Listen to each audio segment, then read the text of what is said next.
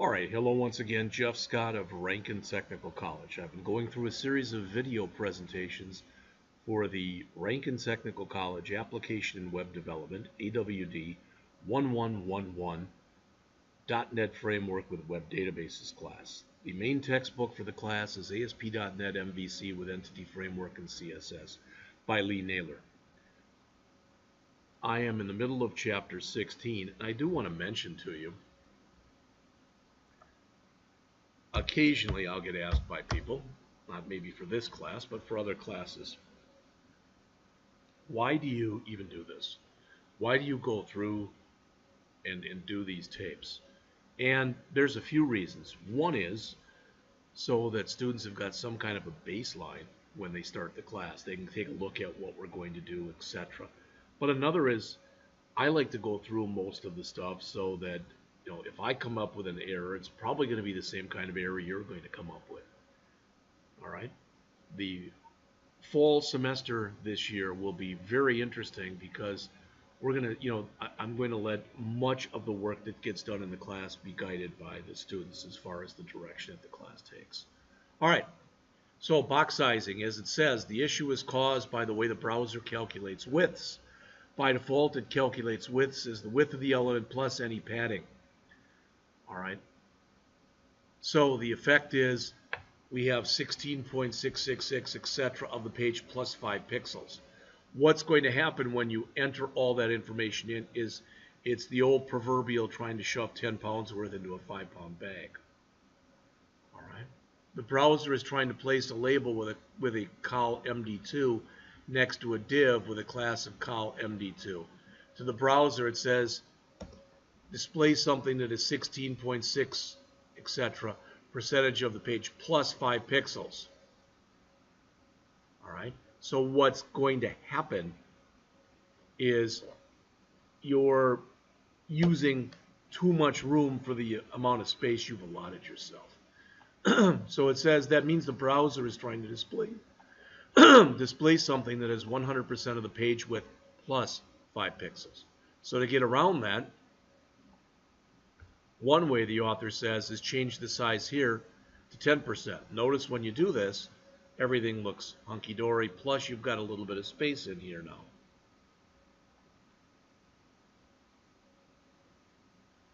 Following this, it says reset the col MD10s back to their original values. Clearly, we can't start altering the widths in the style sheet for each column depending on padding. It says to fix this, we need to use a CSS property that's known as box sizing. There's 3 options for the value of the box sizing property. They're shown here in the list, the bulletized list that's on page 522 in the text. Content box, it says, is the default way browsers calculate width and height. The browser adds the border widths and padding thickness to the values set for width and height to calculate the element's full width and height. You can do padding box, which includes the padding as part of the height and width. It says padding box is a legacy setting and is hardly ever used. In fact, it's been removed from the latest CSS spec. Then there's border box, which includes the padding and the border thickness as part of the width and height values. It solves the problem of using percentage values for widths combined with padding. So to solve this, we're going to use the last one. We're going to set this to border box. It says this setting is often included as a wildcard and applied to everything. Remember, the asterisk here is our wildcard setting. Also, we've got it set here, minus WebKit, minus box sizing. This is going to handle Safari and Chrome. This is going to handle Firefox, and ideally this will handle everything else. Now I speak of this in the AWD1000 Web Technologies class, but the idea is eventually this stuff that's here won't be needed. All right? But for reasons that different browsers are accepting CSS3 properties at different rates, that's why these are in there right now. All right, So this now ensures that the padding is included in the width of each column element, and the product create page now looks like this. All right, pretty similar to what we just saw. Okay, using line height with box sizing border box. Setting this has caused one issue. If you inspect figures 16-19, you'll see the text in the footer is no longer vertically aligned. There it is.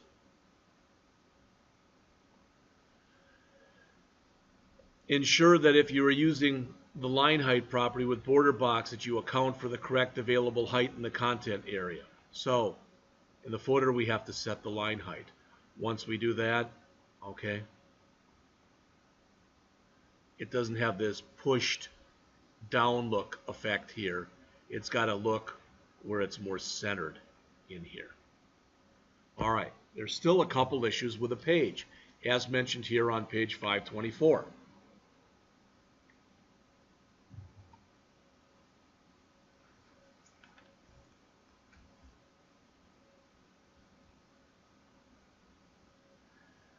The H4 heading needs tidying up a bit to make the font larger and to add some space between the use a local account to log in and the email label. All right. So we add a style for H4 where the font size is 1.5 ems, meaning it's about 24 pixels, and we add a bottom margin. There is one other issue on the page that you may not have spotted. The checkbox next to the Remember Me link, right there. Very kind of almost hard to see. It's not vertically aligned with the text. This is moved down. So this right there, that should be moved up a little bit. So to vertically align that, we do use a vertical align middle. So now hopefully you can see the difference between this and this. Now you could argue and say we're being kind of nitpicky and whatever, but you want the site to look as professional as possible. So the author says this is a very trivial example, but it can be used in a lot of different scenarios, including aligning images or the contents of table cells. All right. Many of the pages that display details are based around a DL element, data list. At present, with all the styles relating to this removed, this displays that which looks really bad. The stuff in here.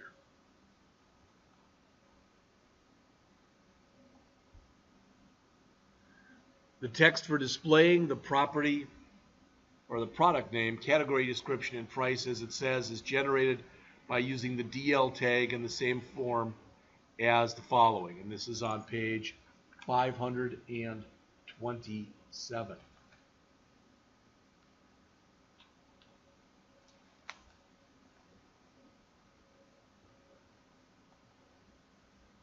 To style the DL tag and its DT tags and DD tags, it's data list, data, I don't know if it's term, I don't remember, and data, I believe.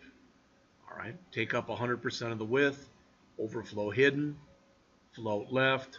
As it says, adjust the width, make sure the total of both is 100%, there and there, and look at the difference.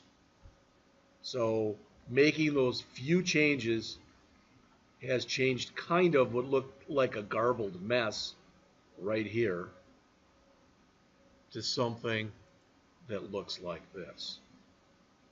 Now again, you might have your own thoughts on this. Category name, should this be closer, for example? Well, they're each taking 50%.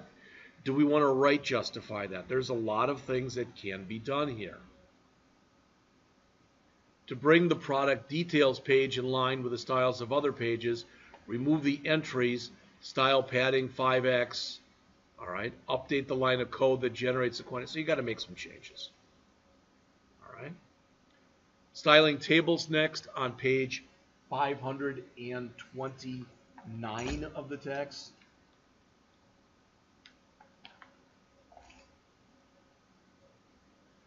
Some of the pages of the site contain tables, and at the moment, these use the browser's default. Again, the browser will apply things to virtually every type of HTML element. unless you do a reset first and turn them all off, or unless you override them with your own CSS. If you log in as admin, all right, and view the current orders of a site, they look like this. Again, you might have your own thoughts.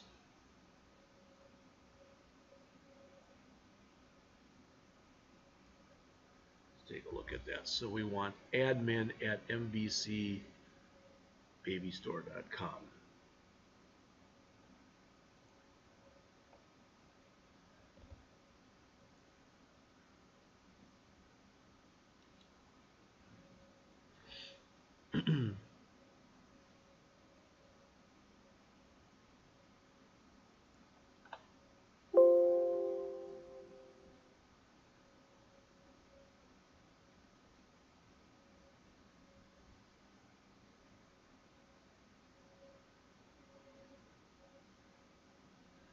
And I don't believe I have any orders, so this isn't probably going to show a whole heck of a lot.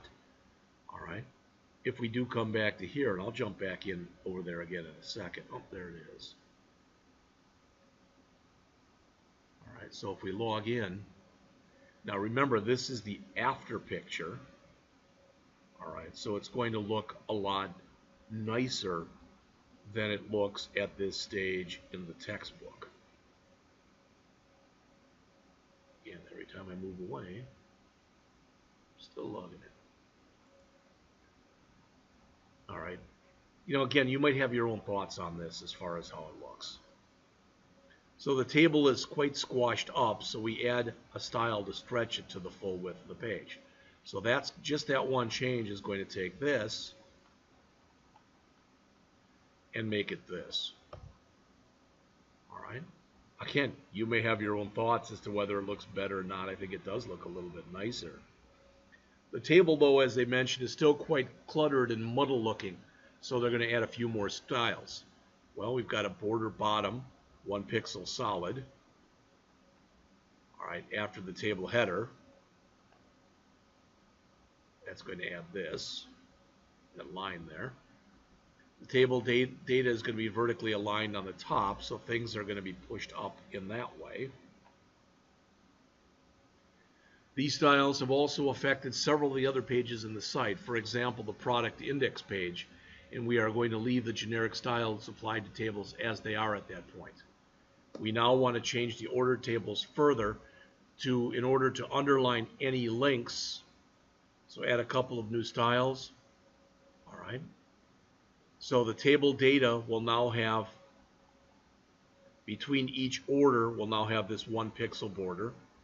And any order that has, where is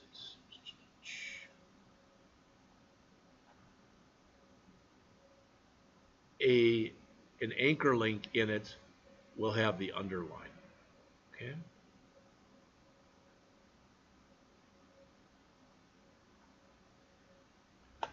Finally, update the table elements so that it uses this new order table class. Excuse me.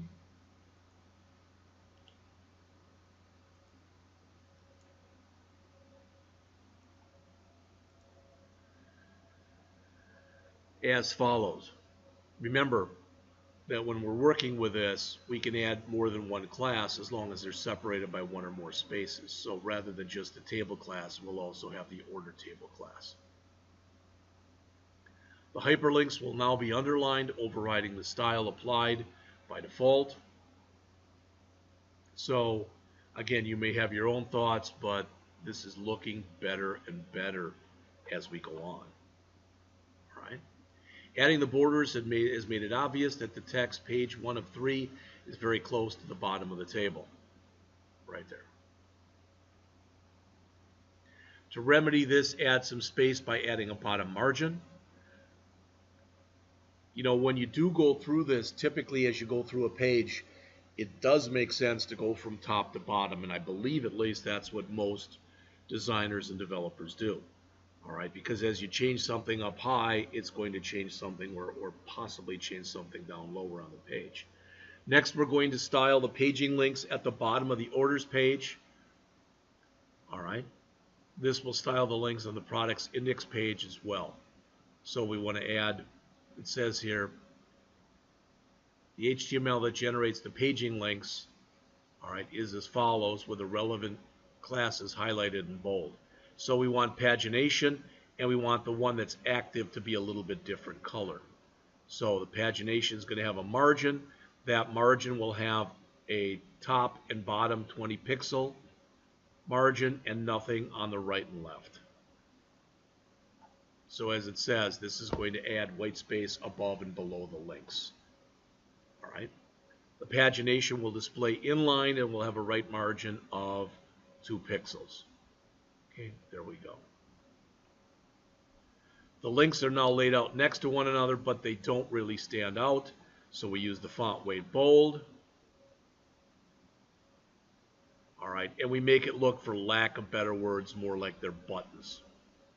So we change this to this by adding the padding, the border, and the border radius, so they've got the rounded look, and we make them bold. It says this now looks a lot better, but there's no indication of what page we're currently on. Well, that's the active. So notice the background color will change to a deep sky blue, and the text color will change, so we're almost reversing these, I guess. There you go. All right.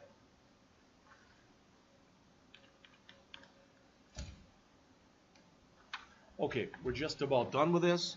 As it says, the sibling selector example, styling the create new links. The site looks good, but now there's one thing we want to do is to style all create new links to be the same with large, bold text. Rather than go through the website and alter the HTML, we can use CSS selectors to target the links without adding a class to them. All right. So we're going to use the sibling selector. It says to target any links that immediately follow an H2 tag. We do it like this. So as mentioned, this style will resize any of the create new links that appear directly after an H2 tag. All right. So we add those, both our H2 plus A and our H2 plus PA. So it now also targets any links that are direct children of a paragraph tag that follow an H2 tag. So the change basically is it's going to look like this. Now it looks here because we've opened up the developer tools. So this chapter, they're continuing to tweak what's going on here, and in the next chapter they move on to the remaining elements that needs restyling, those being basically the navigation bar. So I will be back with that lecture shortly.